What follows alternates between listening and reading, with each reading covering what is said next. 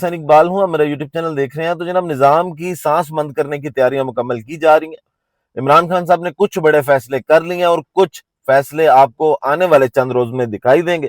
گنڈا پور صاحب کی ایک ڈیوٹی لگائی تھی عمران خان صاحب نے، اس سے ان کو چھٹی دے دی گئی ہے، ان کو فارغ کر دیا گیا، اور پھر آج گنڈا پور صاحب نے جو پورا سرکس لگایا، جو جناب صاحب کی اجازت سے کلمہ حق بولا، تو اس کو کلمہ حق نہیں کہتے، یہ سرکس لگانے کا مقصد کیا تھا، اصل کیا بات تھی جو ان بڑکوں کے پیچھے، کہ جس میں یہ کہا جا رہا تھا کہ میں اڈیالہ جیل کے دروازے توڑ دوں گا۔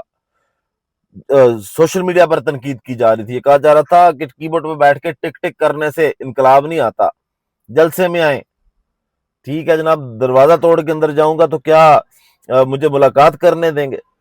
گنڈا پور صاحب نے وہی اپنے سٹائل میں آئے، جناب سلطان رہی سٹائل میں، اور آ کے انہوں نے یہ سارا سرکس لگایا، لیکن اس کی پیچھے اصل کہانی کیا، جس چیز سے فوکس ہٹانے کے لیے سب کچھ کیا گیا، وہ آپ کو بتائیں گے۔ ویڈیو کا آغاز کرتے ہیں، اور آغاز پہ ریکویسٹ جناب علی وہی ہے کہ چینل کو سبسکرائب کر لیں اور ویڈیو کو لائک کریں۔ کمنٹ سیکشن میں آپ نے کمنٹ لازمی کرنا ہے جناب، آپ نے اپنی رائے سے ہمیں آگاہ کرنا۔ اب اگر شروع کر لی جائے نا بات، تو یہیں سے کرتے ہیں کہ آج توشہ خانہ 2 کیس کی سماعت ہوئی، اور وہ تقریباً کچھ 7 گھنٹے تک سماعت چلی۔ علیمہ خانم نے یہی کہا کہ جناب یہ عمران خان کو ایک اور کیس میں سزا دینے کی تیاری کر رہے ہیں، کوارڈینیشن چل رہی ہے، جو جج شاہ رخ ارجمن صاحب ہیں اور جو چیف جسٹس اسلام آباد ہائی کورٹ ہیں، ان کے درمیان جو کوارڈینیشن ہو رہی ہے کہ وہاں سے یہ سزا دیں، اور ادھر سے القادر ٹرسٹ یا 190 ملین پاؤنڈ کیس جس کو کہا جاتا ہے، اس کا کو سماعت کے لیے مقرر کیا جائے تاکہ یہاں سے سزا ہو جائے۔ اگر وہاں سے ضمانت دینی بھی پڑے تو سرفراز ڈوگر صاحب جو ہیں ان کو لایا اسی لیے گیا، کیونکہ جب سے علیمہ خانم نے بھی آج یہ بات کی کہ سرفراز ڈوگر صاحب آئے ہیں، اس کے بعد سے نہ بشرا بی بی کا کوئی کیس لگا، نہ ہی عمران خان صاحب کا کوئی کیس جو ہے وہ عدالت کے اندر لگا۔ اب جناب آگے چلتے ہیں، بات کرتے ہیں کہ گنڈا پور صاحب نے آج جو گفتگو کی، پھر وہی اپنا پورا سٹائل، اور اس گفتگو کا مقصد آپ کو بتاتے ہیں کہ مقصد کیا تھا۔ جناب گنڈا پور صاحب نے آج گفتگو کی، اور گفتگو کرتے ہوئے جناب انہوں نے فرمایا کہ دعویٰ کیا ہے، ایک تو انہوں نے کہ 4 اکتوبر کے احتجاج کے نتیجے میں جناب ہم نے جسٹس قاضی فائز عیسیٰ کو ایکسٹینشن نہیں ملنے دی، اور یہ ٹارگٹ عمران خان کی ہدایت پر جناب وہ کہتے ہیں کہ ہم نے حاصل کیا۔ اب بڑا دعویٰ کر دیا جناب انہوں نے، ساتھ وہ میڈیا سے گفتگو کی انہوں نے اور کہا کہ پشاور سے نکلے 5 اکتوبر کو ٹارگٹ حاصل کر کے واپس لوٹے تھے، حکومت نے 24 سے 26 نومبر تک مقابلہ کیا، لیکن بالآخر گولیاں چلوا کر اپنی شکست تسلیم کی۔ پنجاب حکومت کے بس میں صرف راستے روکنا ہے، ملاقات کی اجازت نہیں دی جاتی اور گھنٹوں بٹھایا جاتا ہے۔ پھر انہوں نے کہا کہ کیا اگر میں اڈیالہ جیل کے دروازے توڑ دوں تو مجھے اندر ملنے دیں گے؟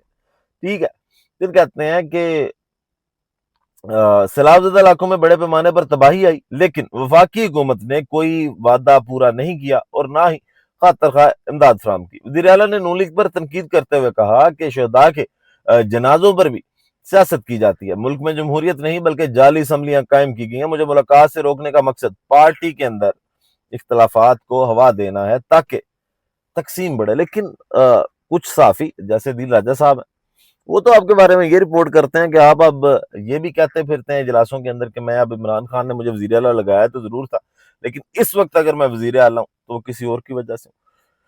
تو پھر الزام جو آپ پہ لگایا جاتا ہے کہ شاید آپ خود ملنا نہیں چاہتے، وہ بھی تو ہو سکتا ہے کہ آپ پہلے ہی کہہ دیا کہ میں جاؤں گا اور آپ ذرا مہربانی کریں مجھے روکیں۔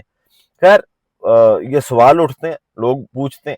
مزید جناب وہ کہتے ہیں سوشل میڈیا پر اپنی پارٹی کو تنقید کا نشانہ بناتے ہوئے انہوں نے کہا کہ وی لاگ اور جعلی اکاؤنٹ سے آزادی کی جنگ نہیں لڑی جا سکتی، انقلاب کے لیے عوام کو سڑکوں پر آنا ہوگا، صرف انگلیاں چلانے یا سوشل میڈیا پر ٹک ٹک کرنے سے تبدیلی نہیں آتی، اگر انقلاب سوشل میڈیا سے آتے ہیں تو بانی پیٹیے جیل میں نہ ہوتے۔ جناب وزیر اعلیٰ نے مزید کہا کہ پارٹی میں تناؤ، گروپ بندیاں ہیں، لیکن یہ تقسیم ان کی وجہ سے نہیں ہے، ہمیں کمزور کر کے گروپوں میں بانٹا جا رہا ہے۔ تو جناب سوشل میڈیا سے ان کو آپ کو بتایا تھا کہ انہوں نے سیاسی کمیٹی کی میٹنگ میں بھی جب سینٹ الیکشن تھے اس سے پہلے جو گالم گلوچ کی تھی، اور انہوں نے کہا تھا جناب سوشل میڈیا پہ جو لوگ ہیں ان کو بڑی بڑی گالیاں دی تھی انہوں نے، ٹھیک ہے، تو وہ تکلیف ابھی تک نظر آتی ہے۔ شیخ افضل مروت صاحب کو بھی پاکستان تحریک انصاف کے سوشل میڈیا سے بڑی تکلیف ہے۔ اب یہ جو سرکس لگایا گیا، وہاں پہ گنڈا پور صاحب گئے، روٹ لگا لیکن ملاقات نہیں ہوئی، اور گنڈا پور صاحب جناب بڑکے بڑکے مار کے غائب ہو گئے، اس کا اصل مقصد جناب کیا ہے؟ जिस चीज को छुपाया गया कि अडयाला के अंदर उस वक्त क्या हो रहा था। अडयाला के अंदर उस वक्त 190 तोशाखाना 2 केस की समाअत जारी थी, और उस तोशाखाना 2 केस की समाअत के दौरान जनाब जो वहां पे बड़ा ब्लंडर, आज ना वो केस तोशाखाना 2 केस बढ़ गया, लेकिन जाहिर बात है चीजों को खींचना है, इमरान खान को अंदर रखना है। स्क्रिप्ट रीमा खानम कहती हैं कि यही लिखा गया। तो बैरिस्टर अली जफर साहब हामिद मीर के प्रोग्राम में बैठे थे और उन्होंने कहा कि डयाला जेल में इमरान खान के खिलाफ मुकदमे की सुनवाई के दौरान एक गवाह ने आज अदालत को बताया कि इसने इमरान खान पर इल्जाम इसलिए लगाया था कि इसे धमकी दी गई कि अगर तुमने ये इल्जाम ना लगाया तो फिर तुम जेल जाओगे। ये बैरिस्टर अली जफर साहब ने बात की हामिद मीर साहब के प्रोग्राम में। जरा सुनिएगा क्या कह रहे हैं वो।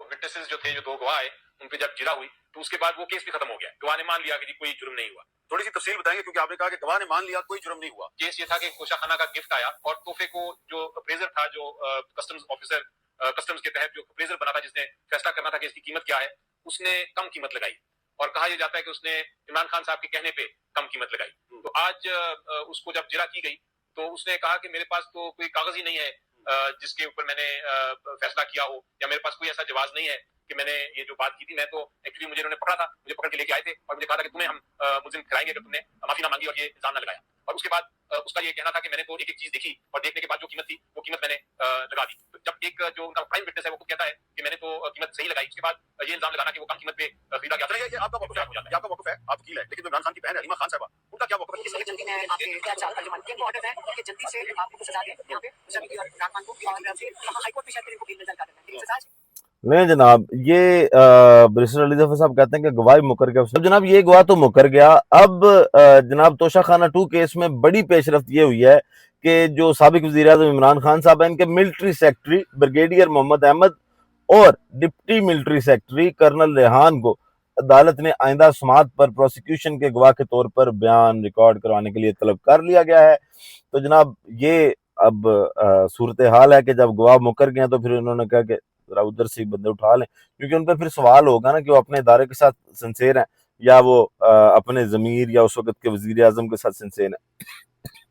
अब जनाब बात करते हैं कि जो इमरान खान साहब ने फैसले किए हैं, जिसमें एक तो अली बिन गंडापुर साहब की समझने की छुट्टी एक मामले में जो जिम्मेदारी दी थी कि अफगानिस्तान का जो इशू है आप अफगानिस्तान का दौरा करें, लेकिन गंडापुर साहब जो है उन्होंने कहा कि मेरा तो पासपोर्ट ही ब्लॉक है। फिर इसके अलावा कुछ इशारे ये मिलते हैं कि इमरान खान साहब हो सकता है कि इस निज़ाम को जो है वो ज़्यादा देर मजीद अब ना चलने दें, और वो जो पार्लिमानी कमेटियों से इस्तीफे हैं ये पूरे पार्लिमान से इस्तीफों की तरफ बात जाती दिखाई दे रही है। आज जनाब उनका लंबा चौड़ा पैगाम आया, जल्दी जल्दी से पढ़ के आपको सुनाता हूँ। कहते हैं कि कॉमनवेल्थ की 8 फरवरी के इलेक्शन पर जो रिपोर्ट लीक हुई है, इसने भी इंतखाबी धांधली का पोल खोल दिया है कि कैसे बेशर्मी और डिटाई से हमारा मैंडेट चोरी किया गया। कॉमनवेल्थ के मुताबिक ये रिपोर्ट पहले ही सरकारी सतह पर हुकूमत पाकिस्तान को दे दी गई, मगर यहाँ सिकंदर सुल्तान राजा जैसे बेजमीर लोग हैं जिन्होंने इंतखाबी चोरी की सहूलतकारी समेत इस पर पर्दा डालने में भी भरपूर किरदार अदा किया। पाकिस्तान में वोट चोरी का कानून सख्त है और ऐसा करने पर आर्टिकल 6 का नफाज होता है, लेकिन मुल्क में इस वक्त आसिम ला के सिवा सब कानून खत्म हो चुके हैं। यहाँ पर लियाकत चड्ढा जैसे लोग काबिल तहसीन हैं जिन्होंने अपने ओहदे पर जमीर की आवाज को तरजीह दी। इस चोरी के बाद अवाम का कत्लेआम किया गया और 26वीं तरमीम की गई। इस तरमीम के खिलाफ भी जिन जजेस ने आवाज बुलंद की वो काबिल तारीफ है। धांधली पर कायम हुकूमत को कानूनी तौर पर कबूल करने का वक्त अब खत्म हुआ चाहता है, इसीलिए सेनेट और पार्लियामेंट कमेटियों से इस्तीफे दिए गए हैं। मजीद जनाब उन्होंने इशारा दिया कि कुछ और भी करेंगे। अपने अरकान पार्लियामेंट को पैगाम देना चाहता हूँ कि मुल्क में नाफिज आसिम ला से बिल्कुल ना घबराएं, ना ही जेल से घबराएं। एक फर्द वाहिद अपने इक़्तिदार की हवस को पूरा करने की खातिर आपको दबाना चाहता है। अब जितना इससे डरेंगे ये इतना ही आपको दबाएंगे। अब हक पर हैं और आप हक पर हैं, और हक और सच इंसान को बहादुर बनाता है और हक की ही फतह होती है। फिर जनाब मजीद उन्होंने अफगानिस्तान के हवाले से गुफ्तगू की और कहा कि अफगानिस्तान और कबायली अवाम के साथ भी 9 मई की तर्ज पर एक फॉल्स फ्लैग ऑपरेशन रचाया गया। जब से जनाब फील्ड मार्शल को चार्ज मिला, अफगानिस्तान के साथ ताल्लुकात जानबूझकर बिगाड़े जा रहे हैं और इन्हें मुसलसल पाकिस्तान से जंग शुरू करने पर उकसाया जा रहा है ताकि मौजूदा अफगान हुकूमत की मुखालिफ लॉबी को खुश किया जाए और मगरिब के सामने एक निजात दहिंदा बनने की कोशिश की जाए।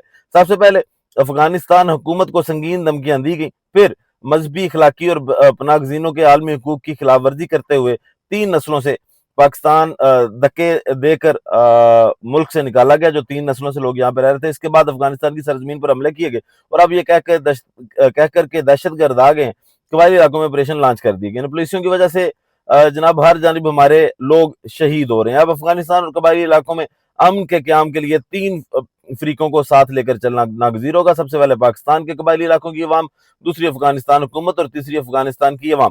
खैबर पख्तूनख्वा में जो कुछ करने की कोशिशें हैं वो सिर्फ तरीके इंसाफ की हुकूमत को गैर मकबूल करने के लिए की जा रही है। मिलिट्री ऑपरेशन से दहशतगर्दी मजीद बढ़ेगी। खैबर पख्तूनख्वा के तमाम MPAs, MNAs और सीनियर जो सेनेटर्स हैं वो वज़ीर आला के साथ बैठकर वहां के मसाइल का जल्द से जल्द हल निकालें। खुसूसी तौर पर जिन इलाकों में सैलाब आया है वहां अमन कायम रखने के लिए खुसूसी इकदाम किए जाएं।